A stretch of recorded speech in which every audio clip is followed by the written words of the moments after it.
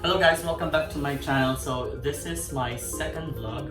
By the way, in this vlog, I'm going to pack my stuff. I'm going to for a 1-week leave. Going to Armenia and Yerevan in Russia and St. Petersburg. So what are the stuff or things I need to prepare going to those places? So first we have like winter jackets. Kasi malamig na doon. Especially sa Russia because it's 0 degrees.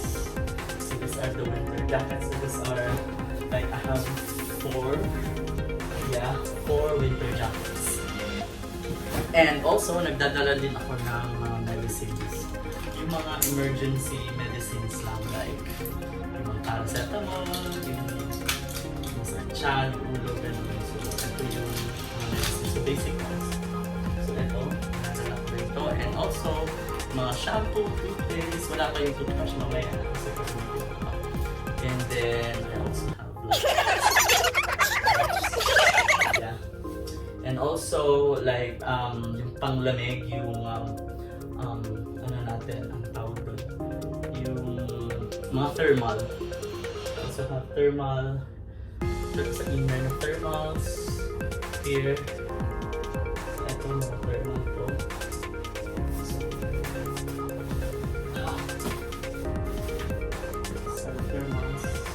And mga shows and thermal ano sa pants din.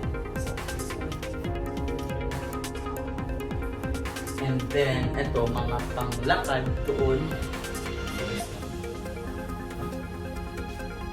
kasi malamig na doon. And also I have some boots kasi malamig, so I have 2 pairs of boots.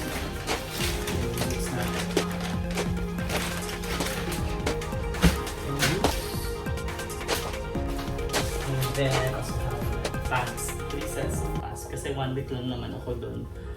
So 3.5 days sa Armenia and Yerevan, and then 3.5 days din sa Russia in St. Petersburg.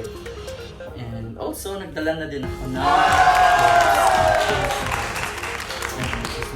I don't know, emergency in case na malamig na kasi here in the Middle East, it's in this month na November, change na ng weather, so basically hindi na masyadong mainit, so mag-winter na, so at least nakaka-adjust na yung yung body ko kasi malamig na pala.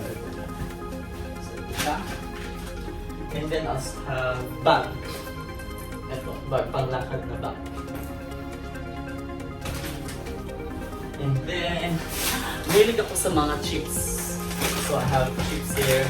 Yung mga biscuits in case tutulong ka sa airport or you know, nasa hostel or hotel ka, sa guest house or something.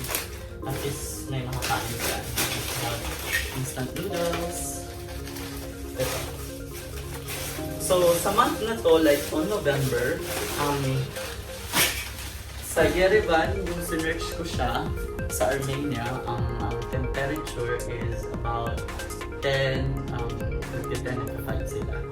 While sa St. Petersburg naman, sa Russia, nag 1, 2, or minsan 0 this month. So for the whole month na November, it's really cold. So, kaya most of my na dinadala ko is yung jackets, mga thermals. Kasi hindi naman tayo sanay sa malamig na lugar. Especially here, nag-work sa Middle East, sa Abu Dhabi. So mainit talaga yung klima dito.